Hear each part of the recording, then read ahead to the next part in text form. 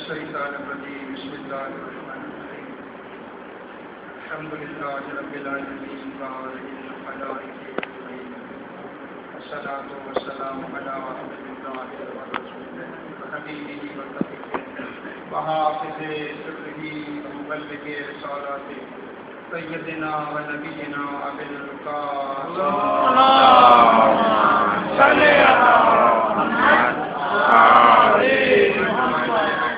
الطيبين الطاهرين المعصومين المسلمين أما بعد فقد قال الله تعالى في كتاب المجيد والقرآن الحميد بسم الله الرحمن الرحيم وإذ ابتلى إبراهيم ربه بكلمات فأتمهن قال إني جاعلك للناس إماما قال ومن ذريتي قال لا ينال عهد الظالمين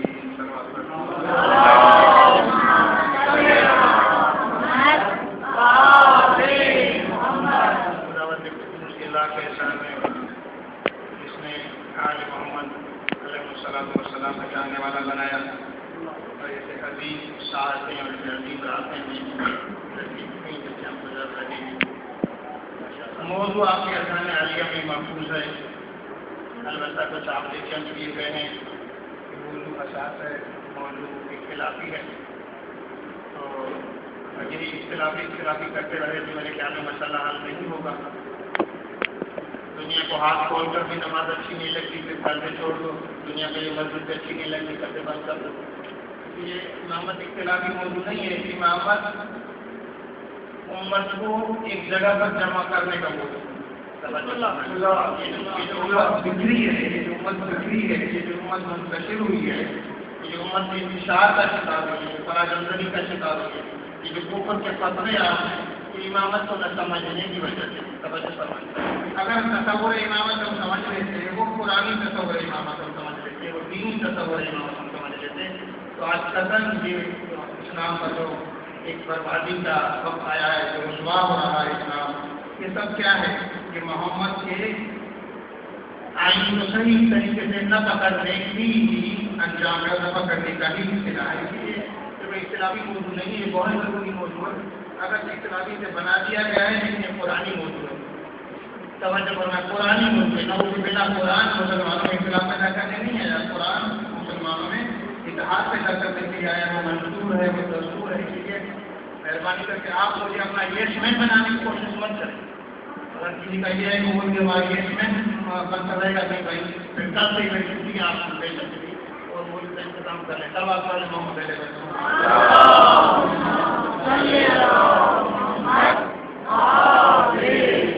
کل کی تمیز, توجہ فرمائیں, کل کی تمیز آپ کے ذہنوں میں ہوگی. میں پھر سورائی کرتا ہوں اس تمیز کو, پھر خلاصہ آپ کے ذہنوں میں ڈالتا ہوں, شاید آپ کے ذہنوں سے اطلاع ہو رہی ہوگی. خدا نے کائنات بنائی. خدا کی کائنات بنانے سے خدا کا کوئی غرض نہیں تھا, فقط انسان کا کمال ایک غرض واحد تھا, انسان کو روحانی, مادی, معنوی سعادت دینے کے لیے اللہ نے یہ کائنات بنائی. اور یقیناً جب یہ کائنات بنائی, سعادت پر پہنچانے کے لیے خدا نے اپنا نظام کیا. خدا نے ہمیں چھوڑ نہیں کیا. توجہ فرمائیں مہربانی کر, خدا نے ہمیں چھوڑا نہیں. خدا نے, میں نے کلام کیا تھا کہ حضرت آدم ابھی انسان آیا ہی نہیں تو آدم سے لے آئے یوں, تاکہ انسان ایک لمحے کے لیے بھی یہ سوال نہ کرے کہ میں تو تھا لیکن میری ضروریات پوری نہیں تھی, میں تو تھا لیکن میرے لیے حاضر نہیں تھا, میں تو تھا لیکن میری مادی اور معنوی ضروریات نہیں تھی. توجہ فرمائیں. تو خدا قرض نہیں تھی, خدا نے ہمیں کمال ماضی, کمال معنوی, سعادت ماضی, سعادت معنوی, خوش بختی ماضی, خوش بختی معنوی تک پہنچانے کے لیے اللہ نے یہ ہدایت کا سلسلہ شروع کیا جو آگے ختم ہوا پیغمبر اکرم صلی اللہ علیہ وسلم.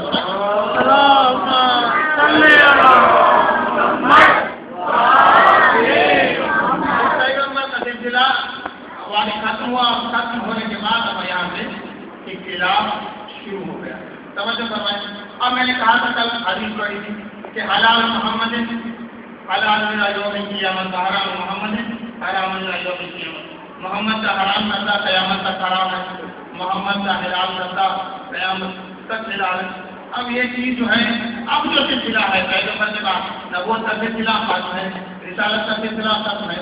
اب ایسا فرق کیا ہے, کیونکہ اب جو سلسلہ ہے 10 ہجری کے بعد وفات پیغمبر 10 ہجری میں 10 ہجری کے بعد جو سلسلہ ہے وہ قیامت تک جانے والا ہے. سمجھ پڑتا ہے وہ قیامت تک جانے والا ہے. اسی لیے قیامت تک کا رہبر ہمیں چاہیے, قیامت تک کا حاضر ہمیں چاہیے, قیامت تک کا ہدایت کا سلسلہ ہمیں چاہیے.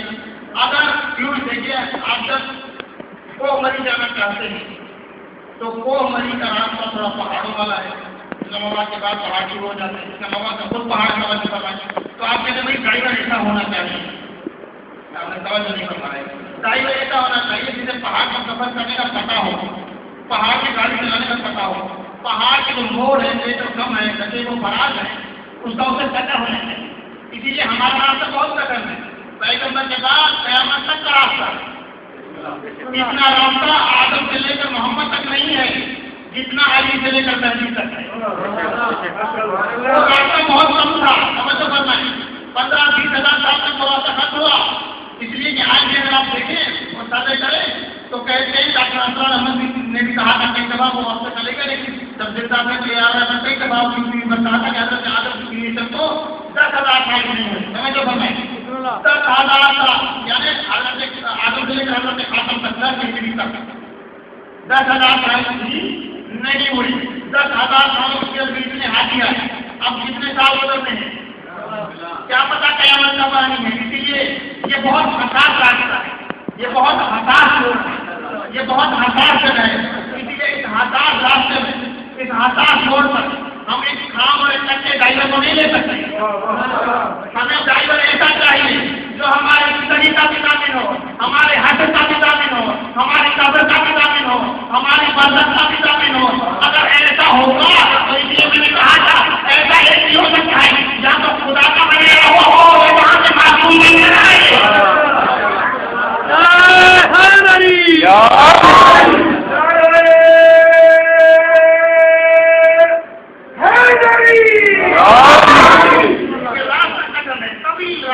کوئی پتہ نہیں ٹائم کتنا لگے گا, کوئی پتہ نہیں قیامت کب آئے گی. اسی لیے ایک لمحے کے لیے دیکھیے آپ کیوں پڑھتے ہیں, نماز میں کھڑے ہوकर پڑھتے ہیں صراط المستقیم.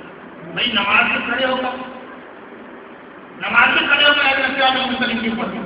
نماز میں کھڑے ہو, توجہ فرمائیے, نماز میں تم کھڑے ہو, تم تو ہدایت یافتہ ہو, تم تو مصلی میں کھڑے ہو, مسجد میں بیٹھے ہو, کیوں پڑھ رہے ہیں صراط المستقیم؟ اس لیے کہ صراط المستقیم سے بھٹکنے کا خطرہ اتنا زیادہ ہے.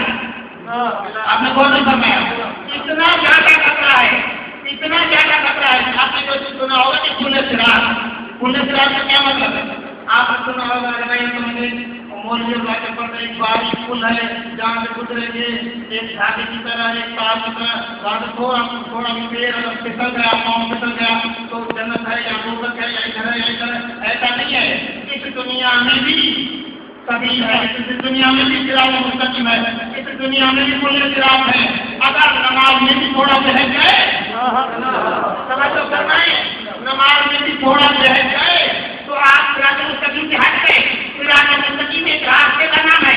اگر صراط مستقیم یعنی ہدایت پر باقی رہنے کو صراط مستقیم کہتے ہیں, اور ہدایت مستقیم سے صراط مستقیم سے ہٹ جانے کو مغلوب کا راستہ کہتے ہیں. اسی لیے آج سمجھ گیا لوگ 10 مرتبہ ہر روز سورت فاتحہ پڑھ کر مغلوب پڑھتے بھی ہیں, انعام کا راستہ مانگتے بھی ہیں, صراط مستقیم کا راستہ مانگتے بھی ہیں, مغلوب سے بنا مانگتے بھی ہیں. لیکن جب میں نے ریسرچ کی تو پتا چلا کہ مغلوب کون ہے. پیغمبر کی حدیث آتا ہے جس نے زہرا کو قدم دلایا اس نے مجھے قدم دلایا, اور جس نے مجھے قدم دلایا اس نے خدا کو قدم دلایا.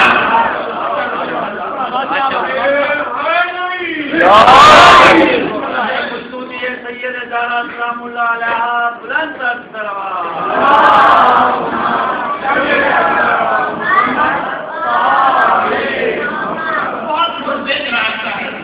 مستقیم اور پولیس صراط صاحب ایک خاص جگہ پر انتظار نہ کریں. پولیس صراط شروع ہے یہاں سے بہت گئے, یہاں سے علی کا دروازہ چھوڑ دیا تو سمجھو جہاں سے پولیس صراط میں دو لوگ یہاں سے علی کے راستے پر ہیں اور دعا کریں کہ اس کا حیات رہے, اس کا برکت رہے, مرنے تک رہے تو آخر یہی پولیس صراط میں کئی گرانے مستقیم ہے. تو بہت زیادہ پرفیج راستہ ہے, بہت نشے کو خراب سے بھرا ہوا راستہ ہے. لیے بہت ضروری ہے، اتنا ضروری ہے کہ نماز میں کہو کہ اہدنا الصراط المستقیم، ورنہ نمازی کو ہدایت چاہتا ہے لیکن کہہ اس لیے رہا ہے ہو سکتا ہے یہاں سے ہدایت جائے۔ توجہ فرمائیں، تب کل میں نے عرض کیا تھا کہ جب اس سلسلے پر آئے تو ہم دو نظریے پیدا ہوئے، کچھ نظریے کہاں سے بنا کے نہیں گئے، کچھ نظریے نے کہا کہ بنا کے گئے، اور میں نے کہا کہ تشیع اس تسلسل کا نام ہے۔ توجہ فرمائیں، تشیع اس تسلسل کا نام ہے جو آدم سے لے کر خاتم تک ہے۔ اب اسی تسلسل کو ہی دوسرے اینگل میں فرق امامت کا ہم نام لیں گے، ورنہ وہی تشیع وہی ہے جو حضرت آدم کا نظام خاتم کے بعد اس کی ذمہ داری حضرت امیر المومنین علی علیہ السلام پر آتی ہے۔ اللہم صلی علی محمد وآلِ محمد۔ میرا سمے نہیں بنا، آپ توجہ کریں، آپ سمجھ نہیں آ رہے۔ بسم اللہ۔ اللہم صلی علی محمد وآلِ محمد۔ انہوں نے کہا کہ نہیں، یہ شادیوں قبول ہے، ہم نے کہا نہیں، تین کم از کم تین اسی شرائط میں تین خصوصیات ہیں، معصوم ہو، عالم ہو، خدا کا بنایا ہے۔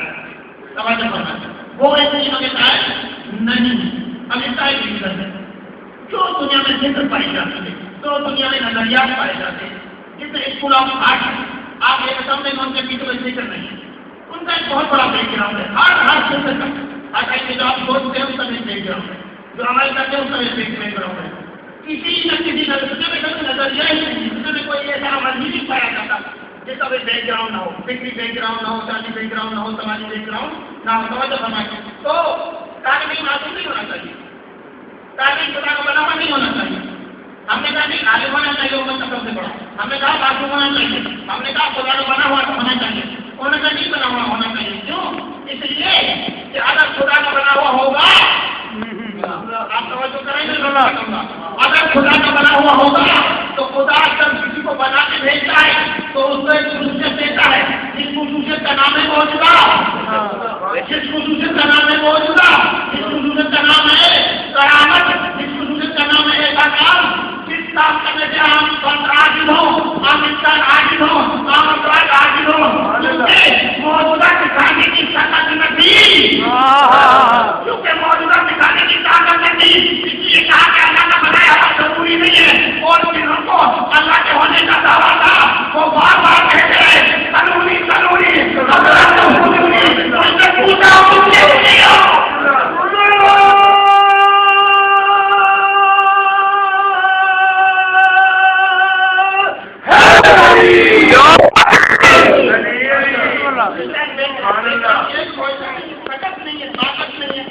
ہے نہیں کرنے کے لیے، اس لیے کہا کہ کسی لیے توجہ کریں، جملہ میں اب کہہ رہا ہوں، اس لیے پیغمبر جب تھے تو بھی علی نے موجودہ دکھایا تھا، اور پیغمبر جب چلے گئے اور نعرہ لگائیے اسلام میں، پیغمبر جب چلے گئے پھر بھی موجودہ دکھایا، پیغمبر کے زمانے میں بھی علی نے سورج پھٹکایا تھا، پیغمبر کے بعد بھی علی نے سورج پھٹکایا تھا، پیغمبر کے دور میں رسالت کا موجودہ، پیغمبر کے بعد امامت کا موجودہ۔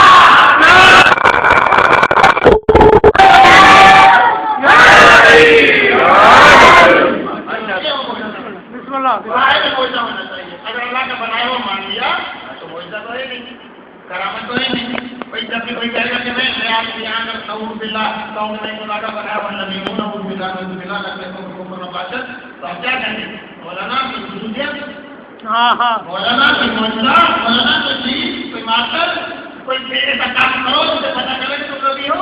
اور تو فرمائیں علی بار بات کہتے ہیں، امت نہیں پوچھ رہی تھی، علی خود کہہ رہے تھے پوچھو، تاکہ تمہیں کل یہ دلائے بنائے کہ علی صاحب موجودہ نہیں تھے، تم پوچھو علی صاحب صلوات اللہ محمد اللہم صلی علی محمد وآلِ محمد۔ ایک چیز اور معصوم نہیں، مومنوں سب مل کے جواب تو ہے قرآن کا،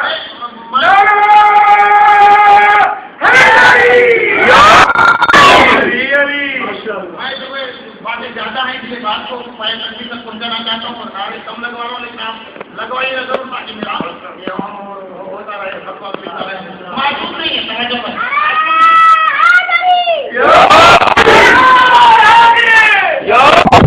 معصوم نہیں، اس لیے میں کہتا ہوں بہت سی نسلیں مسنگ ہیں، بہت سے شجرے مسنگ ہیں، بہت سی نسلیں مسنگ ہیں، کوئی پتا نہیں ہے باپ کون سا ہے، باپ کا نکاح کس نے پڑھا، دادا کا نکاح کس نے پڑھا، پتہ نہیں مسلمان بھی تھے یا نہیں تھے، کافر تھے کیا تھے، کس مذہب سے، پوری فکر میں نے کہا تھا کہ اس کا کوئی یاد ہے تو میں مولانا کا خود مرید بنتا، لیکن وہ نہیں لا سکتے اس لیے پتہ ہی نہیں. اگر آپ سے پوچھیں تو فلاں کا نکاح کس نے پڑھا، فلاں کے باپ کا نکاح کس نے پڑھا، تو پہلے یہ کہیں گے بھائی کافر تھے، کافر سے تو نکاح کی کیا بات تھی، جن کی نسلیں کافر ہے وہ ابو طالب کا ایمان پوچھتے تھے،